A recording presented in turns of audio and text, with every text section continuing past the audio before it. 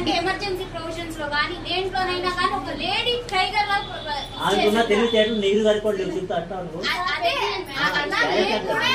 అవ్వాలనుకుంటున్నా. కొడుకు లేడు కాబట్టి ఇందిరాగాంధీని కొడుకున్నా టాలెంటెడ్ ఉండాలి, అయ్యి ఉండాలి కదా.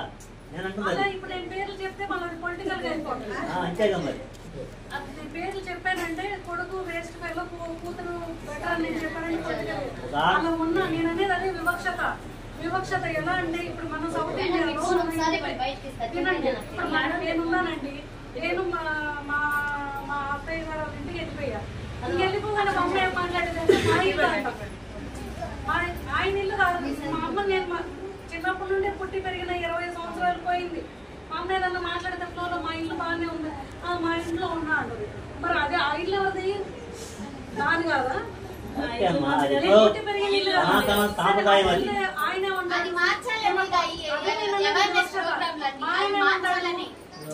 అయితే మాతృస్వామిక పద్ధతి రావాలి,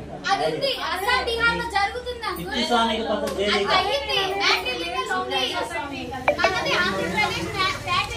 మా స్టేట్ లేదు.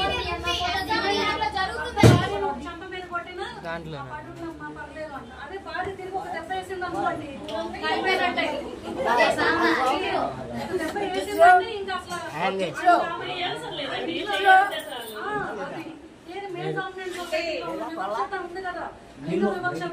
ఇప్పుడు ఈ మీటింగ్ ఏంటి? స్కేల్ డామినేషన్, మగ డామినేషన్ ఎక్కడ అంటే మీటింగ్ దానికి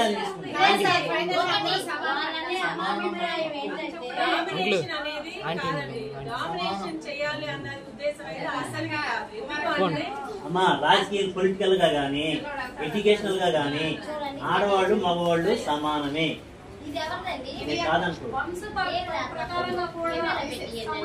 మనము మనం ఒక సౌత్ ఇండియాలో నేను చూసింది ఏంటంటే ఇప్పుడు నేను వేరే పెళ్లి చేసుకుంటున్నాను అనుకోండి, వాళ్ళు ఎక్కడండి రెడీగా మారిపోయినట్టు. అదే నార్త్ ఇండియాలో వాళ్ళు పెళ్లి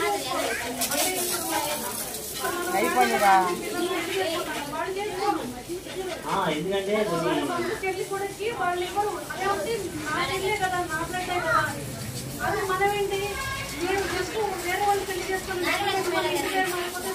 జెన్యువల్ ప్రాబ్లం మేడం, అది జెన్యువల్ ప్రాబ్లం.